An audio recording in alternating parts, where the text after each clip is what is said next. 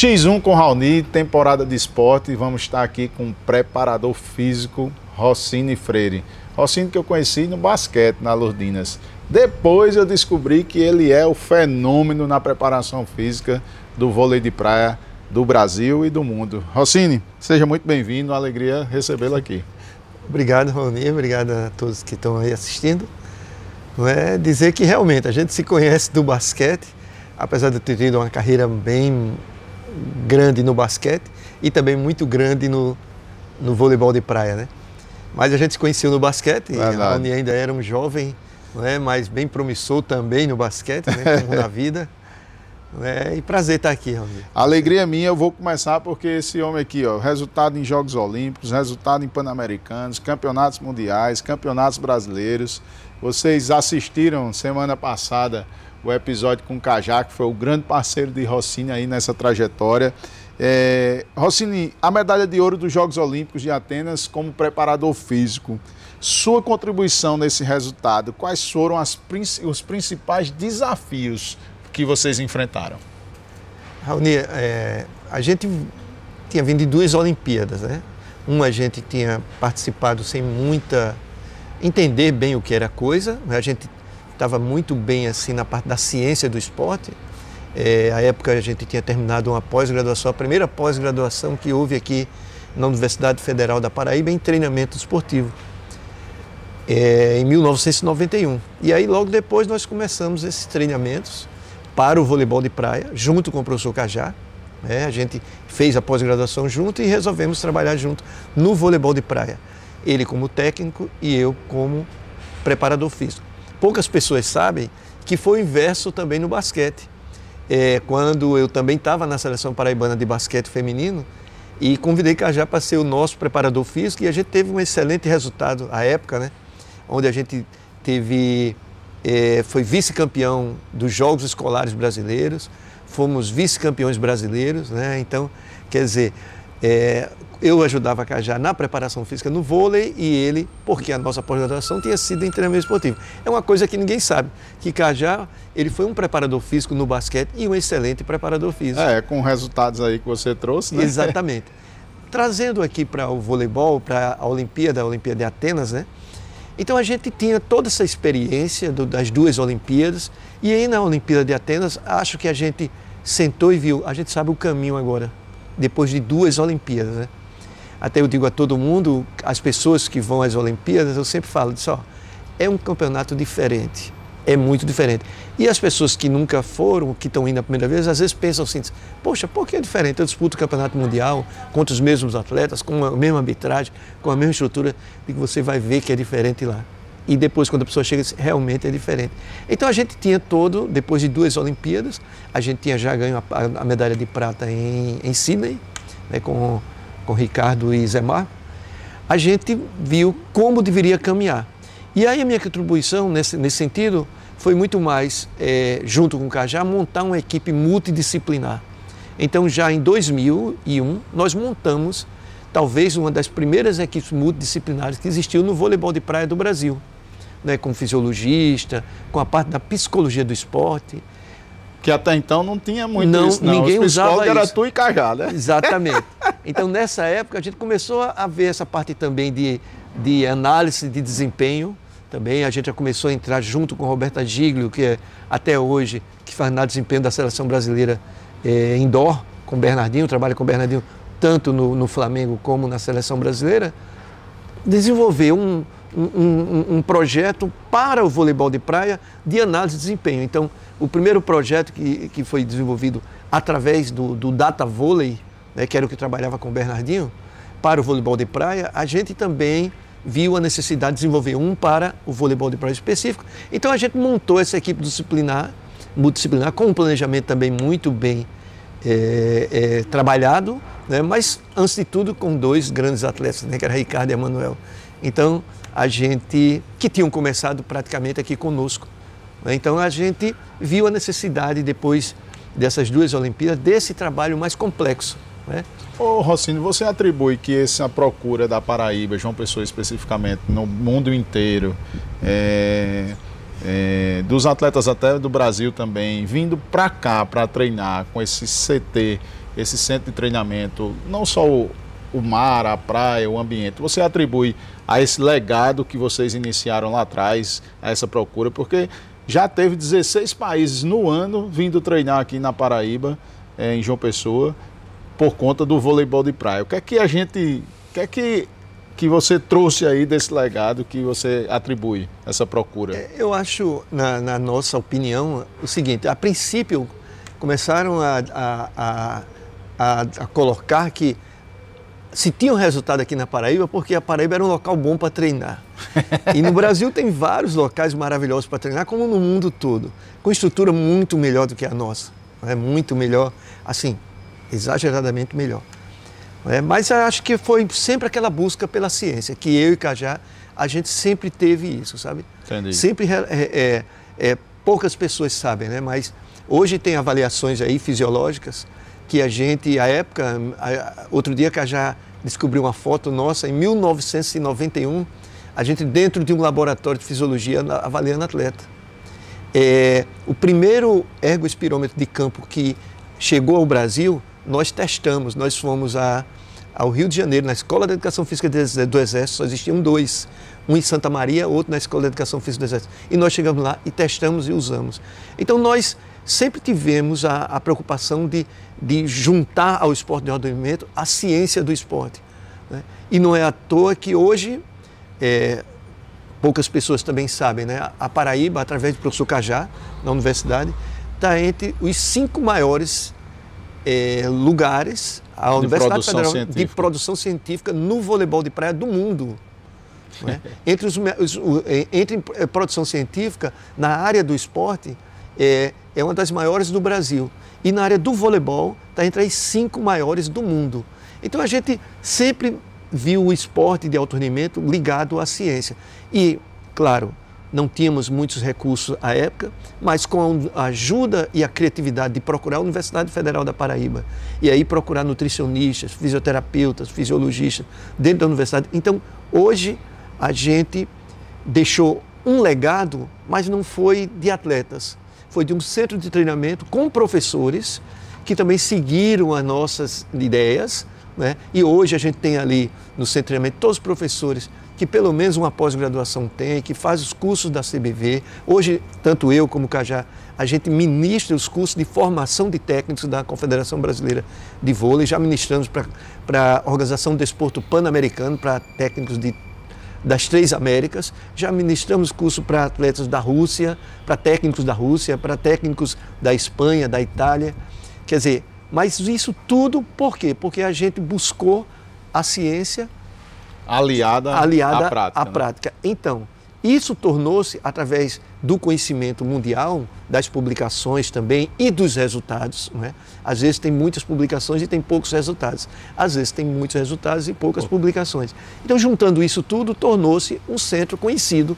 Mas eu acho que as pessoas que vêm para cá, muitos deles vêm pelos resultados, mas muitos também por conhecer que aqui se trabalha o esporte com ciência. Bacana, rapaz. Olha, uma carreira repleta de títulos nacionais e internacionais.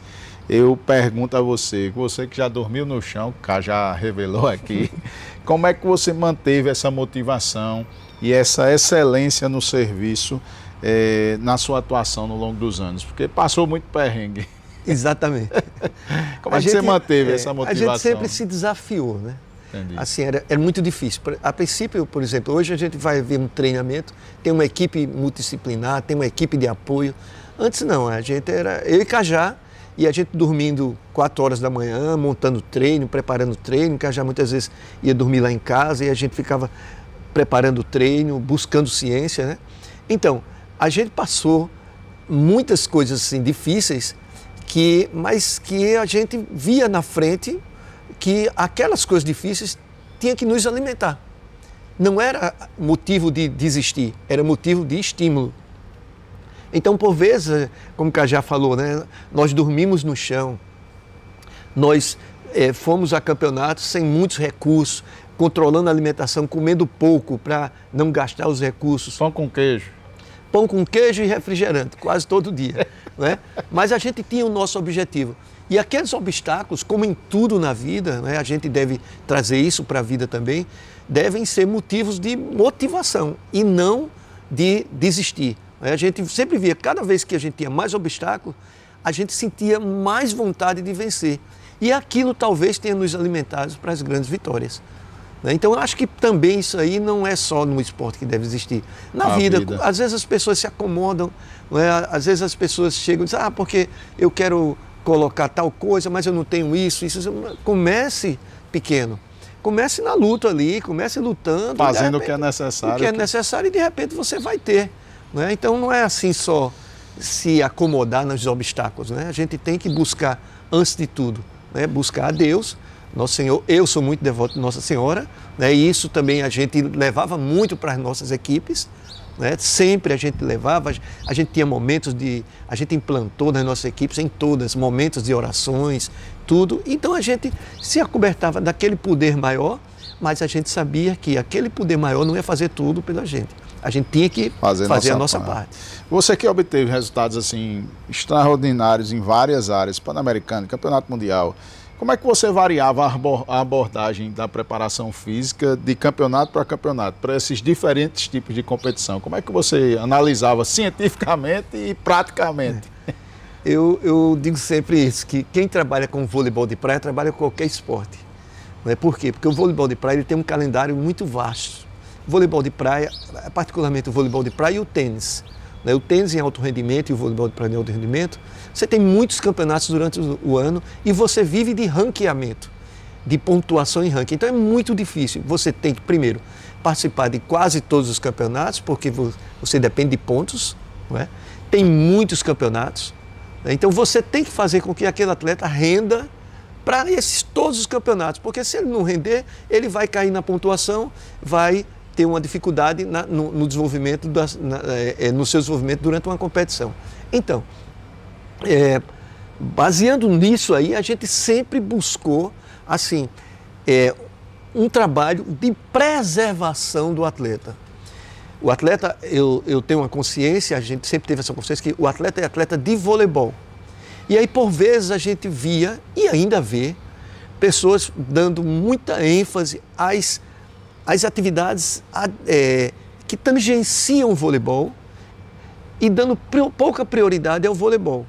E até agora a gente estava ministrando no curso de Santa Catarina, um aluno perguntou para mim, disse, professor, muitas vezes o atleta se machuca no treino de vôlei, mas ele vem debilitado do treino físico, aí ele se machuca no treino do vôlei. E aí, qual foi a nossa filosofia sempre? Foi preservação do atleta, para que ele jogasse muito, por muito tempo. Então, o que é que fazia com que esse atleta tivesse rentabilidade durante todo o ano? Os fatores de treinamento que desse recuperação rápida daquele atleta, na parte científica e na parte fisiológica. Então, o que é que faz você recuperar? Bom VO2 máximo, boa capacidade de oxigenação, boa hidratação de célula, bom alongamento, bom equilíbrio muscular. Então, isso tudo é mais importante do que muitas vezes você ganhar uma força excessiva que vai talvez lhe dar uma força para um jogo, mas vai lhe prejudicar na sequência de jogos ou na sequência de carreira. Então, eu sempre tive essa filosofia, eu disse, Cajá, se você quiser dar 2 treinos técnicos por dia, eu tenho que preparar os atletas para lhe entregar pronto para treinar 2 vezes por dia. Isso hoje é uma coisa mais natural que está acontecendo, a gente tem visto aí no futebol, as práticas específicas para a modalidade e as práticas de prevenção, que é a preservação do atleta como o ser humano. Veja aí que é o aspecto integral do ser humano, não é só você dar cargas de treino ou aumentar essas cargas de treinos que fazem o atleta ter o resultado. Você tem que também se preocupar com esse cuidado ao entorno dele. Rossini, nós estamos aqui no ambiente Danley e André Beltrão da Active Move, né? Então eu quero aproveitar esse momento aí para agradecer a acolhida deles. O fiz e o farei sempre, o reconhecimento, porque é um local, um ambiente para atletas, amador, profissional, atletas de fim de semana. Venha conhecer que você vai gostar da estrutura que você pode ter do nutricionista ao fisioterapeuta, de uma boa alimentação a um bom recovery. Você precisa conhecer esse ambiente aqui no Bessa, em João Pessoa. Agora, Rossini, quais os principais aspectos que você considera quando você vai elaborar uma planilha de treino? Eu não sei se hoje você se aposentou desse alto rendimento, mas quando você considera aí esse treinamento dos atletas de alto rendimento, quais os aspectos que você elenca? Primeiro eu vi a preservação, mas de atleta para atleta varia? Varia muito, varia muito. Tem uns aspectos, eu sempre falo nos cursos que, assim, se você segue os princípios científicos do treinamento esportivo, você não tem como errar, né? Então, existem 7 princípios científicos do treinamento esportivo que são mais direcionados para o esporte de alto rendimento. Aproveita essa aula agora, viu? Aproveite. Não é de graça, então, é de graça agora. Viu? Quando você pega lá o princípio da individualidade biológica, o princípio da continuidade, o princípio da sobrecarga, o princípio da especificidade, o princípio da interdependência, volume e intensidade, o princípio da variabilidade, né? Então, você pega esses princípios científicos, você não tem como errar em treinamento. Só que, para seguir esses princípios, você tem que tratar o atleta como único, porque o atleta não é igual ao outro. Eu vou dar um exemplo aqui bem característico de Ricardo e Emanuel. 2 atletas com os mesmos objetivos, para treinar no mesmo espaço de tempo. Então, periodização fala a preparação num determinado espaço de tempo para se atingir um objetivo. Mas se você não tem conhecimento dos métodos de treinamento, dos processos de treinamentos, tá? E das metodologias de periodização, você vai quase sempre errar. Por que isso? Porque tudo é específico. Então, tratando de Ricardo e Emanuel, eu vou dar um exemplo assim, bem assim, forte, né? 2 atletas que tinham os mesmos objetivos, que treinavam o mesmo esporte, que treinavam dentro dos mesmos períodos de tempo. E para vocês terem uma ideia, o treinamento ele começa a ser elaborado pela metodologia da periodização. Depois ele passa pelos métodos de treinamentos, depois pelos processos de treinamento. Então, onde começa? Na metodologia da periodização. A metodologia da periodização de Ricardo e Emanuel eram diferentes.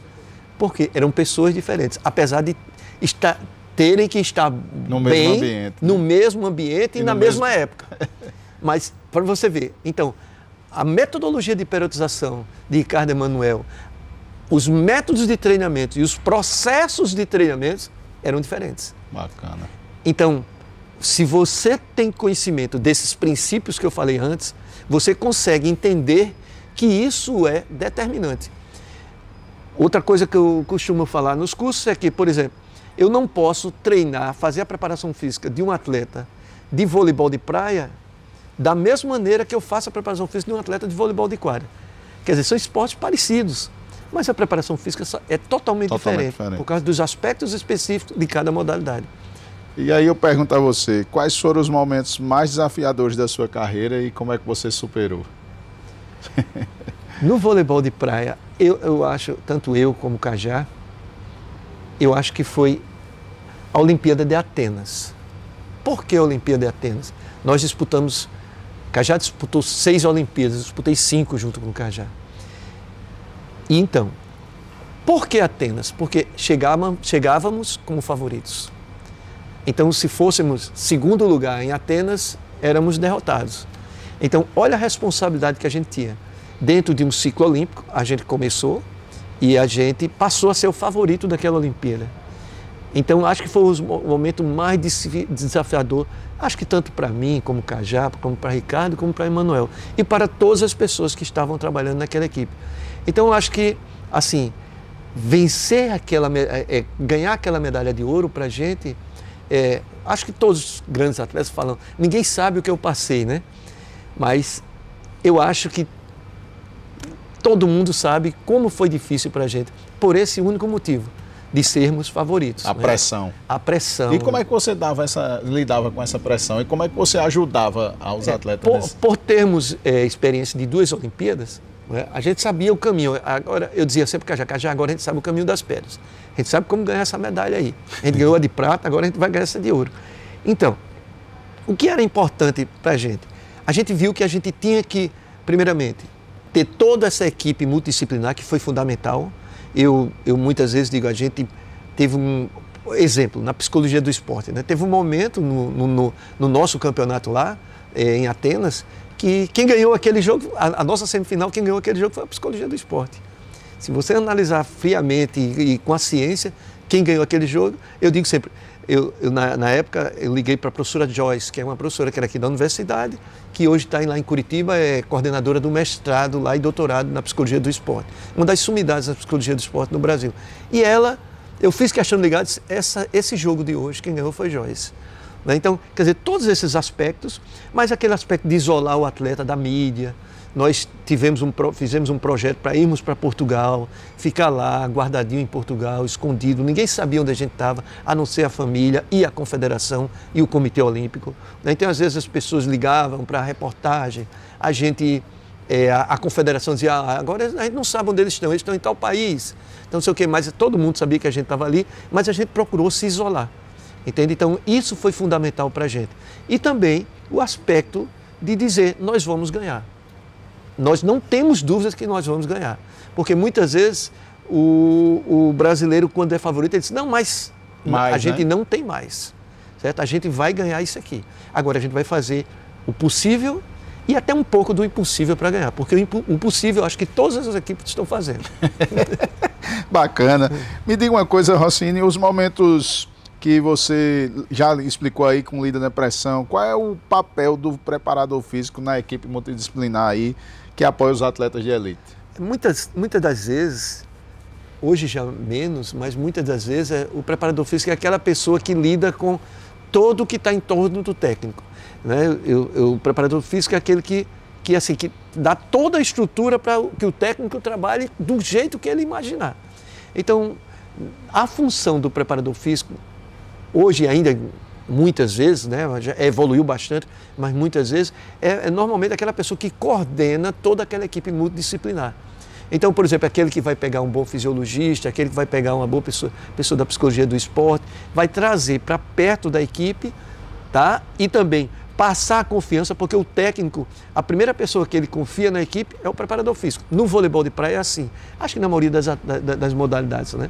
Então ele tem aquela pessoa de confiança. Então você tem que ter aquela responsabilidade de trazer pessoas de sua confiança para que você também não traga para perto daquele técnico pessoas que não vão trabalhar bem.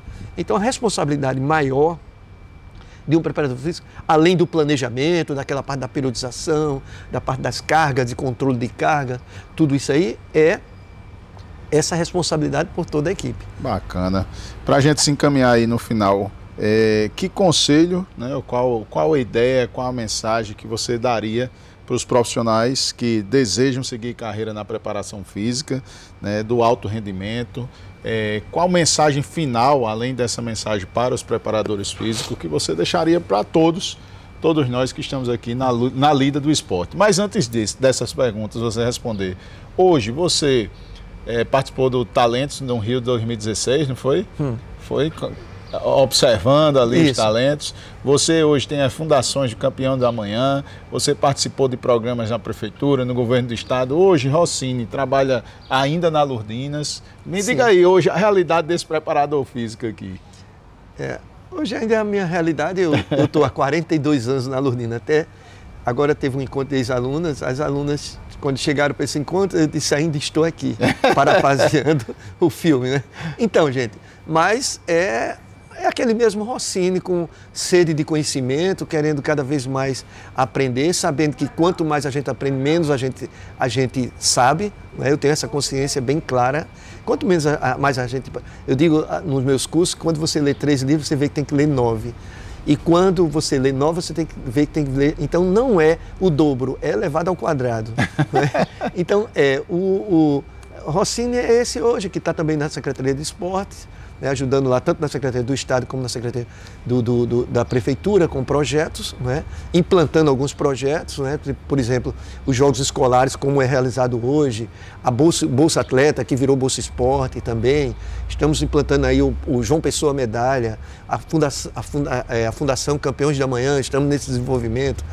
E mais, estamos desenvolvendo aí um centro de alto rendimento aqui para João Pessoa, que há uma necessidade muito grande, né, e não só para os atletas profissionais, mas para os clubes de futebol, para os clubes que estão trabalhando com o esporte de alto rendimento e também para as pessoas que fazem prática hoje de esportes recreacionais, que torna-se também um esporte de alto rendimento. Tem gente aí querendo correr maratona, fazendo Ironman, então tem muita gente correndo. Então essas pessoas necessitam da ciência própria, próximo dele, para que não fique se machucando. Então, dentro desse aspecto, Rossini é essa pessoa que muitas vezes, estimulado por Cajá, né, fica buscando a ciência. Né?